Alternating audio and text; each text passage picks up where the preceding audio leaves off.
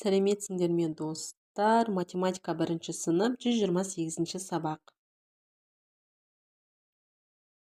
128 сабақ геометриялық фигуралар дейді.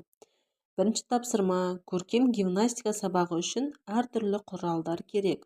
Бұл құралдардың қандай геометриялық фигураларға ұқсайды? Суретші ұзындығы қандай таспаны бейнеледі? Өлшеу. Суретке қараймыз.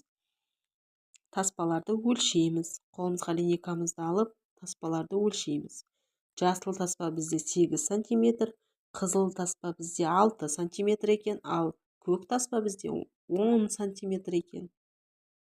Дәптерімізге осылай сызып, сантиметрмен жазып қоямыз. Келесі, екінші тапсырма: екі әртүрлі құралдарды таңдаудың қандай нұсқалары бар? Енді нұсқаларға қараймыз. Бізде көк пен қызыл бір нұсқа және көк пен күлгін екі нұсқа болады. Келесі, қызыл мен көк бір нұсқа, қызыл мен күлгін екі нұсқа. Келесі, жасыл мен қызыл бір, жасыл мен көк бір нұсқа, жасыл мен күлгін тағы бір нұсқа. Сонда бізде болады 1, 2, 3, 4, 5, 6, 7 нұсқа болады барлығы. Келесі тапсырмаға назар аударамыз. Бізде үшінші тапсырма: ұзындығы 3 см болатын кесінді сыз, одан 2 см ұзын кесінді сыз. Ең бірінші 3 см кесінді сызып аламыз. Одан 2 см ұзын кесінді дегеніміз 3-ке 2-ні қосамыз, 5 см. Сонда 5 см болатын тағы бір кесінді сызамыз.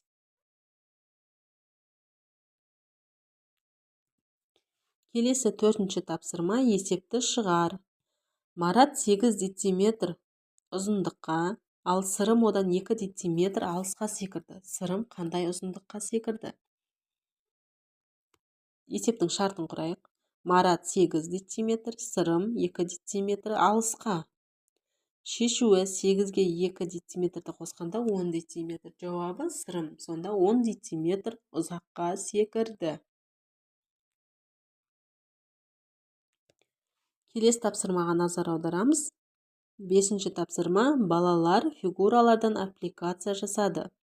Әр аппликация үшін қанша толық шаршылар қажет болды? Суреттерге қараймыз. Толық шаршыларды санаймыз. Бірінші суретте 1, 2, 3, 4 сарыдан белгіленіп тұрған 4 толық шаршы бар екен. 4-еу болады ода. Келесіде 1, 2, үшінші суретте 1, 2, 3 толық шаршы бар. Төртіншіде 2-еу ғана бар екен. Бесіншіде 2-еу ғана толық шаршы бар.